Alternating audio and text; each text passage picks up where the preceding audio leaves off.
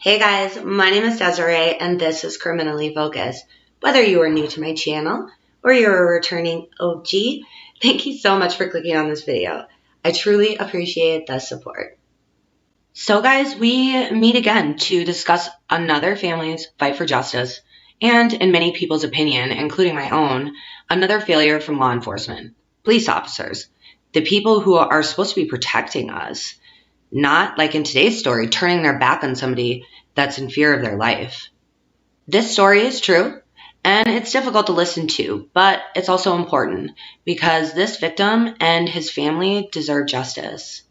And law enforcement, I feel like, has brushed this under the rug for too long and have done too little. So grab your coffee or whatever you're drinking and smoking, and let's jump right into it. The story you're about to hear is true. Rasheem Carter has now been missing for over a week.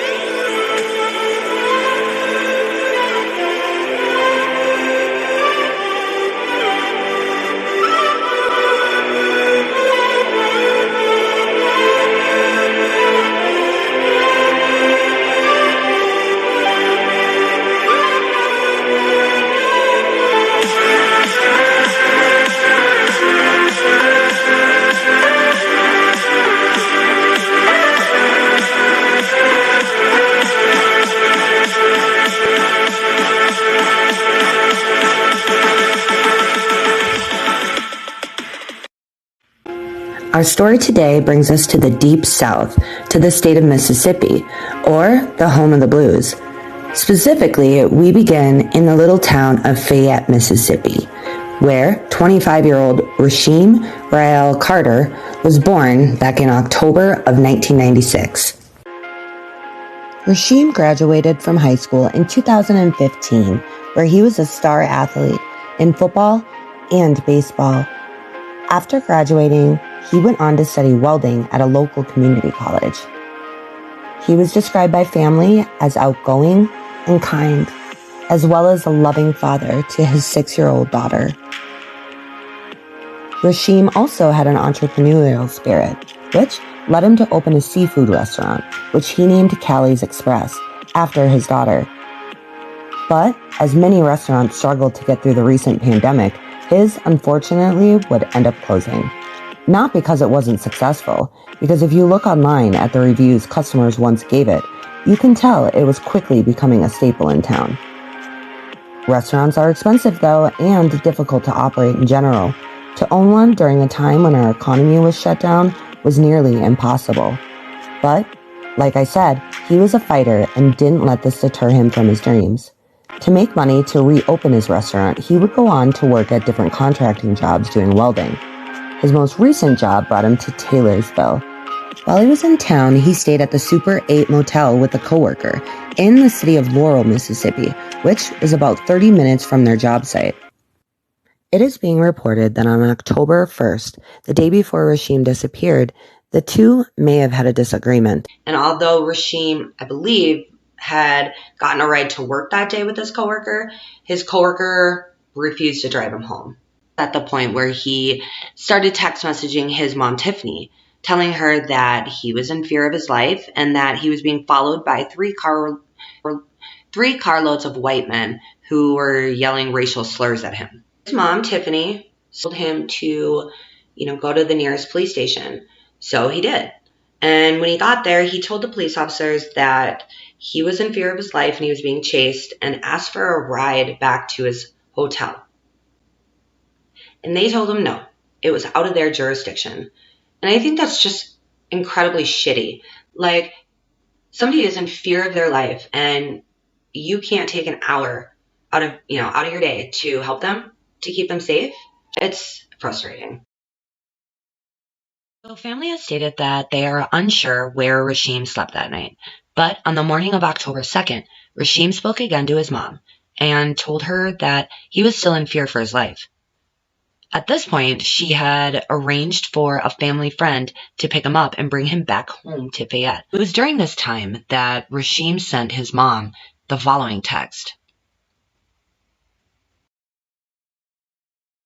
Rasheem did end up going back to the police station for a second time on October 2nd. I know that he charged his phone while he was there and talked to family members, but he couldn't have been there too long because he was still waiting for his ride, and the ride was less than 2 hours away. So he was hanging out in the police station, and the cops just came out and told him he could no longer stay there, that he had to leave. Why? What's wrong with him staying in the lobby of a police station where he feels safe? I'm sure he must have mentioned it to the police officers when they asked him to leave. And they just made him leave anyways. And unfortunately, this would be the last time anyone saw him alive. The search for a missing Fayette County man is over after his remains were found in Smith County yesterday. The Smith County Sheriff says the remains of Rasheem Carter were found south of Taylorsville on Wednesday. According to law enforcement, a landowner had a game camera set up in that area, and when the camera was checked last week, a picture of a man was seen on the camera. The landowner turned the footage into authorities, and a search for Carter began. This represents a young man who was killed. Well-known civil rights attorney Ben Crump gives the gruesome details on how the Jefferson County man was found. His head was severed from his body. His vertebrae, his spinal cord, was in another spot they discovered away from his severed head. So, one day after they found Rasheem's remains, police released a statement stating that they did not think that foul play was connected to Rasheem's death. What? Just learned that Rasheem had been decapitated, right? How in the fuck does someone decapitate themselves? Please explain that to me, because that shit makes no sense. The new sheriff of Taylorsville Police Department says he hasn't ruled out the possibility of murder after initially saying there was no reason to suspect foul play at all. He has now changed his tune. Attorney for the family, Ben Crump, calls this a modern day lynching, saying what we have is a Mississippi lynching, said Crump. A Mississippi lynching in 2022. America, you cannot turn your head away. We need the highest levels of law enforcement to administer justice for Rasheem Carter as if he was your child. Crump continued. This is not a natural death. This represents a young man who was killed, said Crump. His head was severed from his body. His vertebrae, his spinal cord, was in another spot they discovered away from his severed head. They have recently found remains that they believe are also Rasheem Carter at another part of where he went missing. What that tells us is that this was a nefarious act, an evil act. Someone murdered Rasheem Carter, and we cannot let them get away with this. Trump also added that the family was given Carter's head and spinal column in a box from the state crime lab. The sheriff, let's put him up, Joel Houston. Okay. The Mississippi Bureau of Investigation declined to comment on the open investigation and referred inquiries to the Smith County Sheriff's Office. Smith County Sheriff Joel Houston told NBC News that his office was awaiting potential warrants to determine whether any devices pinged near the area where Carter's remains were found at the same time he went missing. Houston also said Carter's co-workers, including the ones whose name he gave his mother, have been ruled out as suspects after the authorities were able to confirm that when Carter was last seen alive, their phones were almost 100 miles away from Taylorsville at another job site. Houston says they confirmed their whereabouts through phone records and GPS. Sheila, put the sheriff back up again. Okay. Now, Sheriff, listen here. Now, obviously, I'm no police, and I don't want to be. But you do realize they could have just left the phones at the house. You do realize that. I'm just saying, potentially. Also, perhaps, somebody else did it, and there was a connection here. My point to you is this, Sheriff. You don't rule out somebody conclusively, publicly, just because a cell phone may have pinged in another location. Mm-hmm. Now, law enforcement has said that they believe that Rasheem had some type of mental breakdown and ran into the woods alone, maybe thinking he was being followed, and basically died. Trigger warning. And then they believe that animals basically scavenged through his remains. And this would explain the decapitation, as well as the reports that he had been separated. His body was in different pieces. I'm trying to say this respectfully, guys, but there's really no respectful way to put it. So as you can see from these photos, Rasheem's body, when he was found, was completely decomposed, all the way down to the bones. And I just found this to be really strange, because I did do research on the rate at which a body decomposes, and to me it just doesn't line up. Side note, if anyone were to look through my internet history right now, but if you're a family member or anyone kind of squeamish, here's our trigger warning. We're going to be going over the rate at which a body decomposes. So, not really for everyone. It's through my research that I learned that temperatures definitely can affect the way a body decomposes. Like, hot weather is going to speed it up, and cold weather is going to slow it down. And rain can definitely impact this as well. But it goes deeper than that. According to Daniel J. Westcott, who's the director of Forensic Anthropology Center at Texas State University, a body would mummify pretty quickly, within about 3 months, he said. Then, it takes a long time for them to decay past that. In shaded areas, after 3 to 4 months, they become skeleton.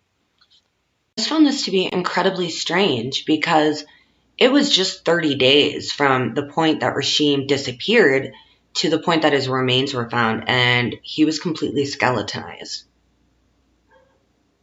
Like I said, I'm not a doctor, so if there are any listeners who are doctors, I would love to hear your opinions on this. So when I'm researching a video for you guys, I always try to look at all angles, because I want to bring you as many facts and as many sides of these cases as possible.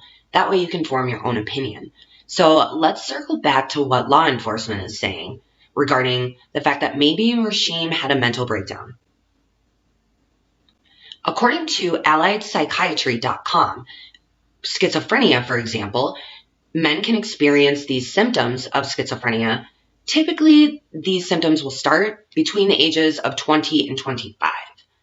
So technically, Rasheem was 25 years old.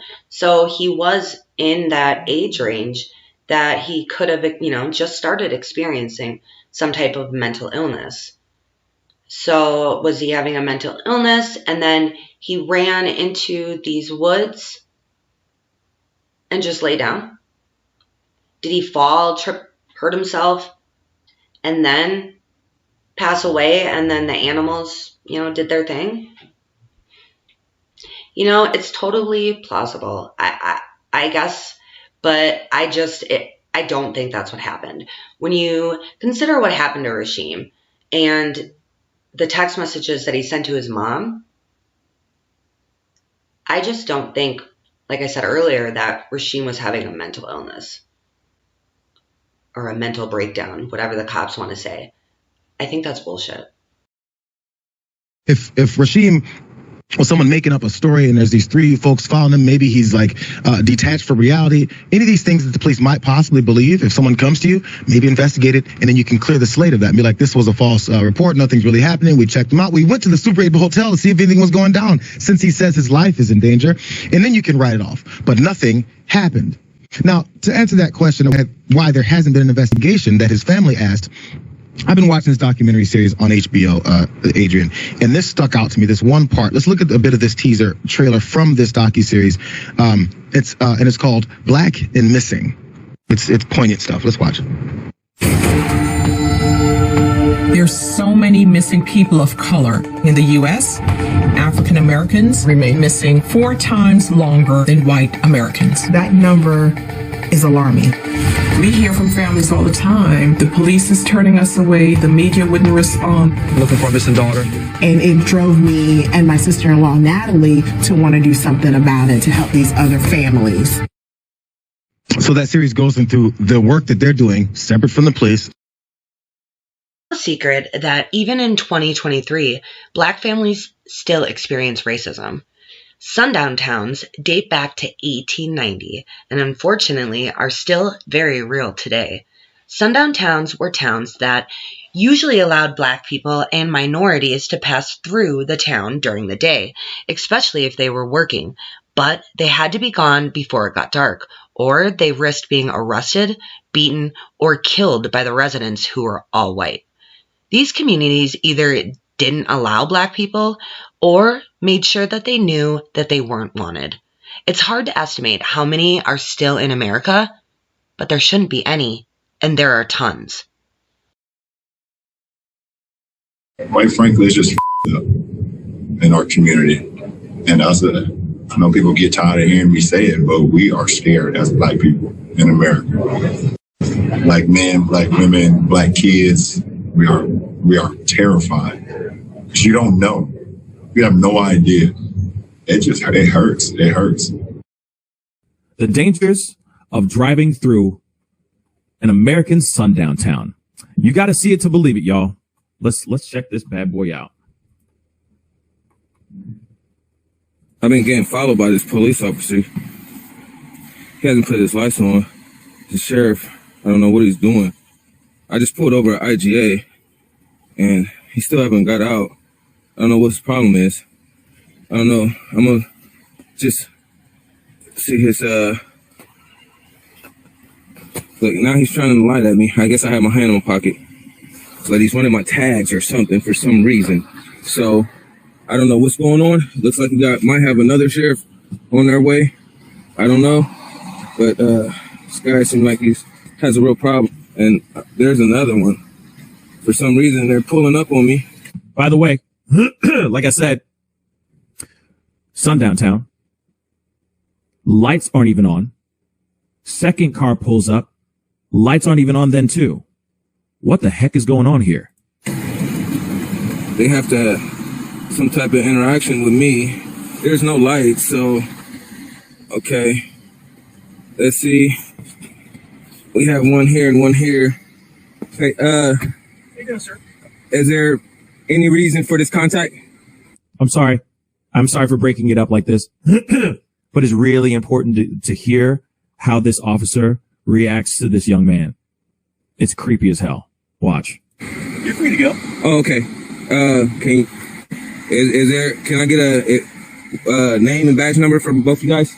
Sure. I'm Deputy Vaughn. Deputy Vaughn? Yeah. Okay. You got a badge number? 1126. 1126. What's your name and badge number? Deputy Adam. Deputy Adam? Yep. Okay. 1200. Yep. Okay.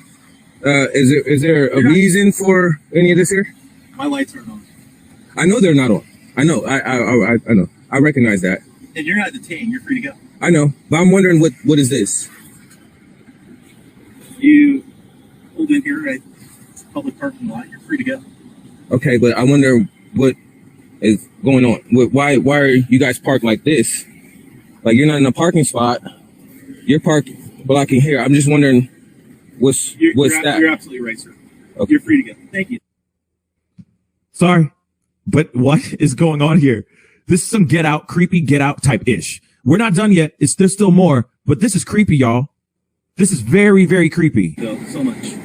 You're also free to stay. Yeah, I know I'm free to stay. That's why I'm asking questions to see why are you parked in, and you're confused. I'm confused why you're parked like that, and you're parked like that, and y'all both out of the vehicles. And told me I'm out of the vehicle and started videotaping. I am so tired of this, and I just feel so helpless, and I don't know how to change it.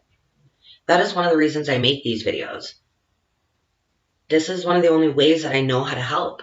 There's just so much going on in the world, so many different cases that people are focused on, like, Brian Kohlberger. And crimes like Rasheem Carter's go unnoticed. But it is for this reason that I am asking you to share this video. Share this video and help get Rasheem's story out there so his family no longer feels like they're fighting alone.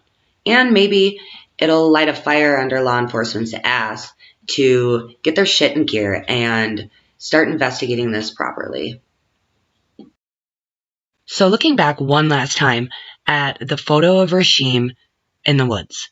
Now remember, this was taken from a video. This is just a still shot, and I know it's grainy, but to me it looks like he has bruises on his back and his arms. You'll have to let me know what you think. I have listed the family's GoFundMe in the description box below. If you can, check it out. But alright guys, that is all I have for my video today. I will be following this story closely, and I will be praying for this family every day. My dog is trying to get her bone.